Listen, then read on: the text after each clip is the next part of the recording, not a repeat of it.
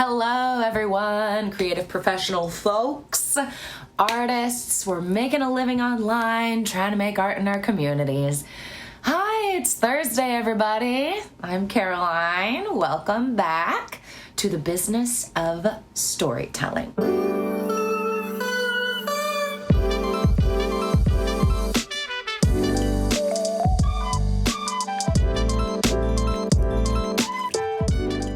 Today, we are diving in to a crucial aspect of the freelancing world. It's very important. You've come across it. You know it. You dread it. It's writing client proposals. Whether you're a seasoned writer, a budding voiceover artist, whatever you're out here freelancing, crafting a compelling proposal is key to landing those dream gigs, or really any gigs at all. But before we jump into the nitty-gritty, let's talk a little minute about why a strong proposal is so essential. Your proposal, friends, it's your first impression. It's your elevator pitch. It's your chance to stand out from the competition. It's the interview that you get, because we don't get a lot of in-person stuff these days. It's the gateway to landing that awesome freelance gig you've been eyeing forever. The foundation of your killer proposal is going to be understanding your client's needs. It's not about promoting yourself and making yourself look awesome.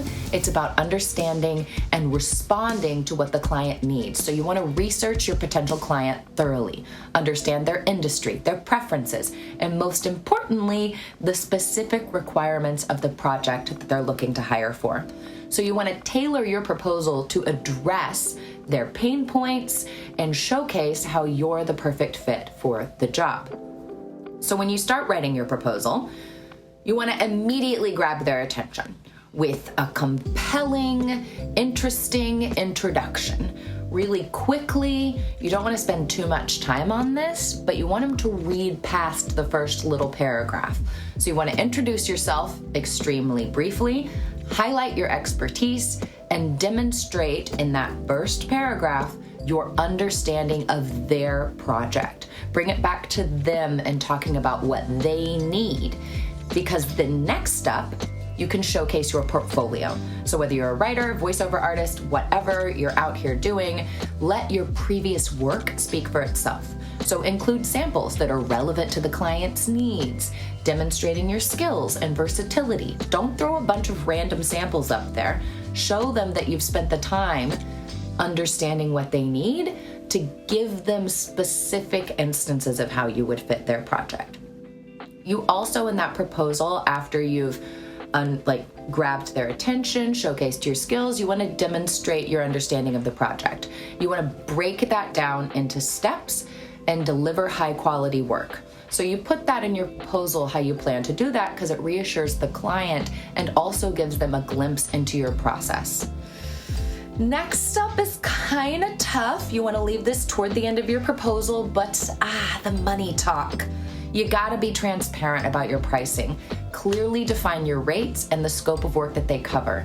So this helps manage any expectations and avoid misunderstandings down the road, because you don't want to waste each other's time. If they can't afford you, then you don't want to go in a back and forth.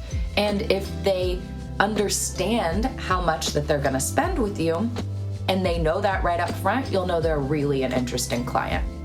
And if you need some extra proof as to why you should work with build credibility or share testimonials from reviews from your clients, you can share that kind of stuff toward the end to build your credibility and let others vouch for your skills and professionalism instead of you trying to say how awesome you are.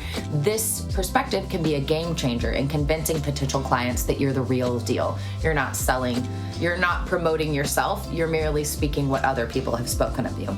So finally, you want to end that proposal with a really strong and clear call to action.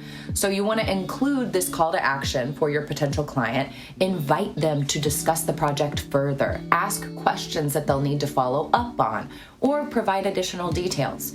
You want to make it easy and simple and obvious for them to take that next step with you. Remember, this proposal is your ticket to success. So you want to invest time and effort into crafting something awesome and making it shine so you can reuse it and tweak it as you need to for each new potential client. Thanks for tuning in today, you guys, to the Business of Storytelling. I'm Caroline Cole. I'm so grateful for each and every one of you that show up each week. I'm really happy that we're spending this December together, working freelance through the holiday months. You guys know what it's like. If you're frustrated or upset or just stuck on something, I love hearing from you guys. I love giving away free things. Have you gotten your freebie yet? You can go to carolinecolestories.com/freebie to see what resources I've got this quarter for freelancer professionals.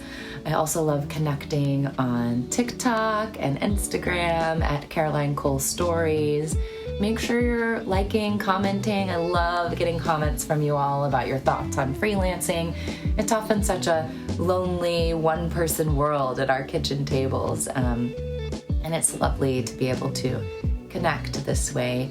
So make sure you're staying in touch, maybe even checking out some of the resources I have for those of us who are our own bosses. You'rethebestboss.com. I got a little free course for you there if you're needing a mindset shift. And if you're really serious about getting into writing or voiceover, I've also got some resources for that as well. So we're updating the website right now, so it's not super clean, but if you head on over to my Instagram, I've got the links that work right now. So just keep on trucking, y'all, and I will see you in a couple weeks.